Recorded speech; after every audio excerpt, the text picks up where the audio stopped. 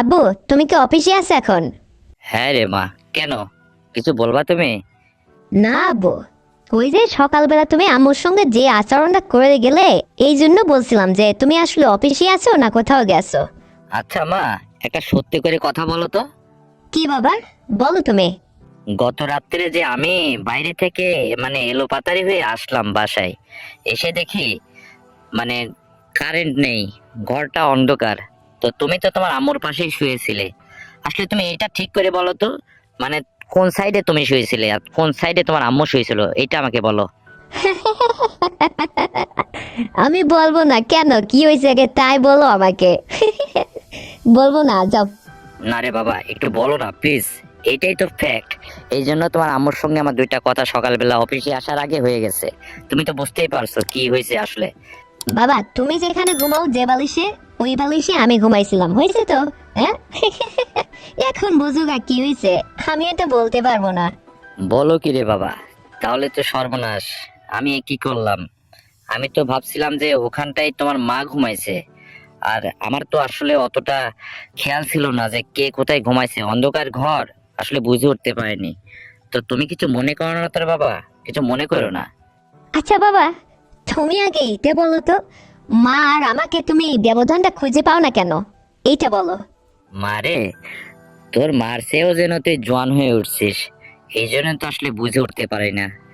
আর তুই তো এখন আর ছোট নেই, ভার্সিটিতে পড়াশোনা করিস, বড় হয়ে গেছিস, মোটাসোটা হয়ে গেছিস তোর মায়ের মতোই।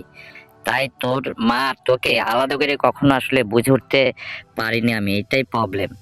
তো আসলে আমি মনে হয় মিস্টেক করে ফেলছি, তাই না রে বাবা? যেমন তেমন মিস্টেক করছো নাকি বাবা? অস্বাভাবিক মিস্টেক করা করছো, এটা কি বুঝতে বুঝতে পারছো তুমি বাবা? হ্যাঁ।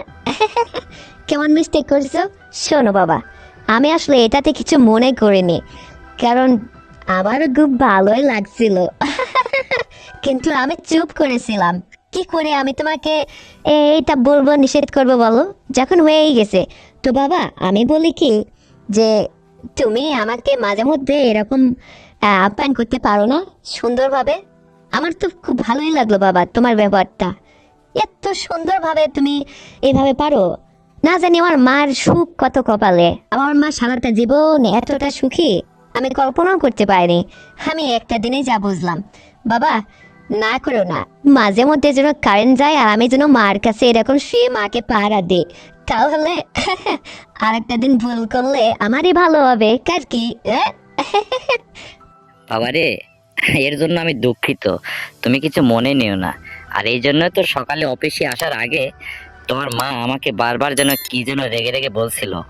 তো এই জন্য আমি আসলে মুখটা ভার করে অফিসে চলে আসছি, মন মেজাজ ভালো ছিল না রে বাবা, তুমি তো বোঝোই। আসলে আমি ভাবতে পারিনি যে তোমার সঙ্গে আমার এটা হয়ে গেছে। যাই হোক, মিস্টেক হয়েছে, তুমি কিছু মনে নিও না। আর নেক্সটের জন্য এই ধরনের না হয়, বুঝতে পারছো? ওইসব কথা আমি শুনবো না। ও হো। আমি তোমাকে যখন আবার বলবো, তুমি যদি আমার কথায় রাজি না হও, তাহলে আমি এই কথা মানুষের জানাই দেব, হয়েছে তো? হ্যাঁ। কে রে বাবা, বললাম তো ভুল হয়েছে, তাতে কি ক্ষমা করা যায় না? না বাবা, আমি তোমাকে ক্ষমা করবো একটা শর্তে, যদি তুমি আরেকটি দিন আমাকে এরকম করে দাও, তাহলে আমি তোমাকে ক্ষমা করবো। দেখো বাবা, আমার ভীষণ ভালো লেগেছে বাবা, তোমাকে বলবো যে কি করে বোঝাতে পারছি না। সেদিনের ওই কথা আমার বারবার মনের মধ্যে ভেসে ওঠে, তখন যে আমার কতটা ভালো লাগে তুমি জানো না বাবা। এই জন্য বলতেছি, আমার কি দোষ? তুমি মিস্টেক করছো করছো, তাতে কি হয়েছে? আল্লাহ যা করে ভালোর জন্যই হয়। আমি এই জন্যই তো বলতেছি, আমি তোমার একটা ডাঙ্গুর মেয়ে, আমি যদি বাইরে আমার বন্ধু বান্ধব দিয়ে আড্ডা দিই, সেটা কি ভালো দেখাবে তুমিই বলো? এই জন্য বলতেছি, তোমার সঙ্গে যখন একবার আমি ফ্রি হয়েই গেছি, তো কোনো কথা বলতে তো আর বাধা নেই। তো এই জন্য তোমার কাছে আর অপেক্ষা বাবা। দেখো, অত বড় আমার এত ভালো লাগেছে, এত সুন্দর তুমি করো, আমার খুব ভালো লাগেছে বাবা। প্লিজ আর একটা দিন তুমি আমাকে সময় দাও না, আমার খুবই ইচ্ছে করতেছে জানো, আমার খুব ভালো লাগেছে। আসলে জীবনে কখনো এরকম অনুভূতির মধ্যে পড়েনি তো, তাই আসলে মনটা চাইছে। আর শোনো, আমি না তোমার একটাই মেয়ে, কলেজে লেখাপড়া ভার্সিটিতে লেখাপড়া করে আমার এতদিনের আশা আকাঙ্ক্ষা কোনটা তুমি অপূরণ রাখছো বাবা বলো? আর তুমি এটা আমার পূরণ করবে না, তা কি হয়? ওইসব কোনো কথা চলবে না কিন্তু।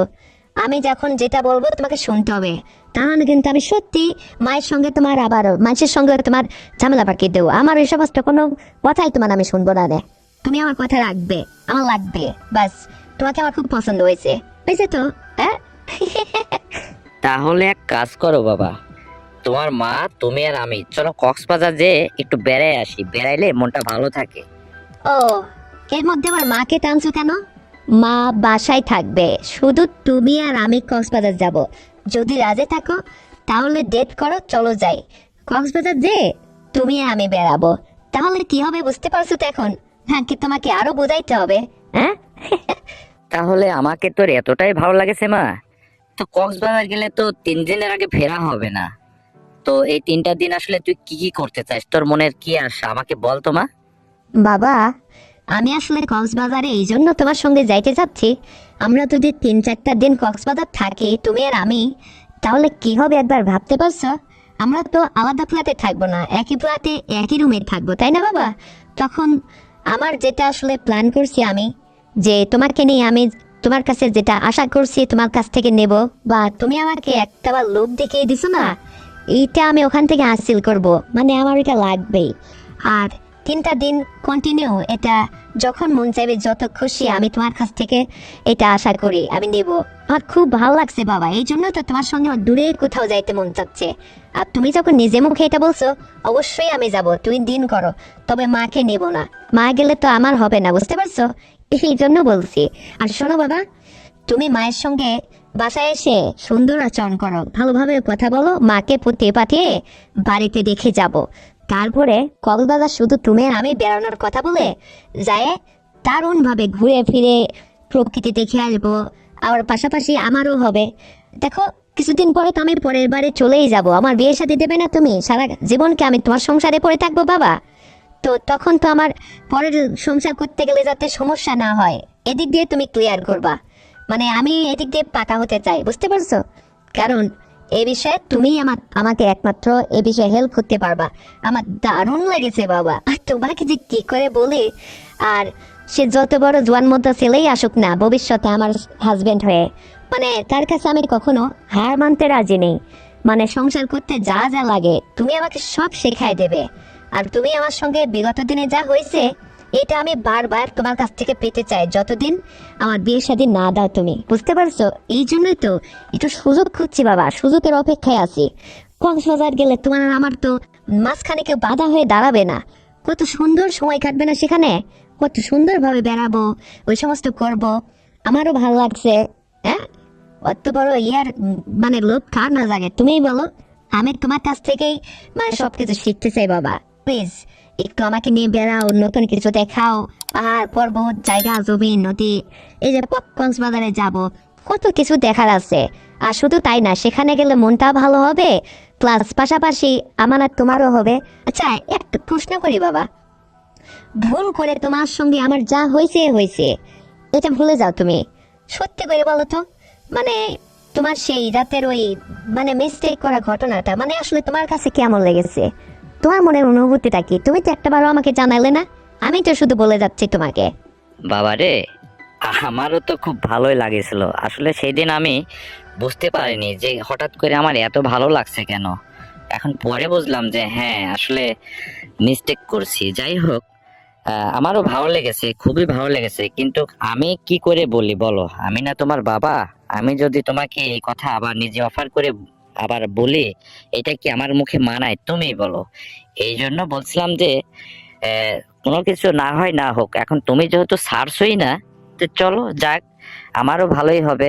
এখন তুমি যদি নিজে মুখেই এত করে চাইছো, সেখানে তো আর আমি না করতে পারি না। দেখো বাবা, জীবনে কোনো কিছু তোমার আশা অপূরণ আমি রাখিনি। তোমার লেখাপড়া করার ক্ষেত্রে, পোশাক আশাক, যখন যা তোমার ইচ্ছা হয়েছে সব ইচ্ছা আমি পূরণ করছি। তো এটা জীবনে বাকি রাখবো কেন, এটাও পূরণ করব। ঠিক আছে, তাই হবে। আচ্ছা বাবা, তাই হবে, তাহলে দারুণ হবে। আমি তো এটাই চাচ্ছি। শোনো বাবা, মাকে কিন্তু ম্যানেজ করবে। আর এই সপ্তাহের মধ্যেই তুমি চেষ্টা করো যাবার জন্য। আমার আর দর্শ হয়েছে না, আমার কিন্তু যাওয়ার জন্য মনটা একদম খুশিতে অতুল্য হয়ে উঠছে বাবা, জানো? কি করে যে তোমাকে বোঝাই, আবার কবে তোমাকে আমি পাবো এই দিন গুনছি বাবা। তা ঠিক আছে, তুমি অফিস থেকে ফিরে আসো, তারপরে বাসাতে এসে আবার আলাপ করা যাবে। তো এখন রাখি। ওকে বাবা, আমি বাসায় ফিরে কথা বলবো, রাখতেছি, আল্লাহ হাফেজ। তো বন্ধুরা, আমার বাবা আর আমার এই সুন্দর সংলাপটি শুনে তোমাদের কেমন লেগেছে অবশ্যই কমেন্ট করে জানাবে। আর ভিডিওতে একটা লাইক দেবে, শেয়ার করে তোমার বন্ধু বান্ধবকে শোনার সুযোগ করে দেবে। আর হ্যাঁ বন্ধুরা, তুমি যদি এই চ্যানেলের নতুন দর্শক হয়ে থাকো তাহলে এক্ষুনি চ্যানেলটাকে সাবস্ক্রাইব করে দাও।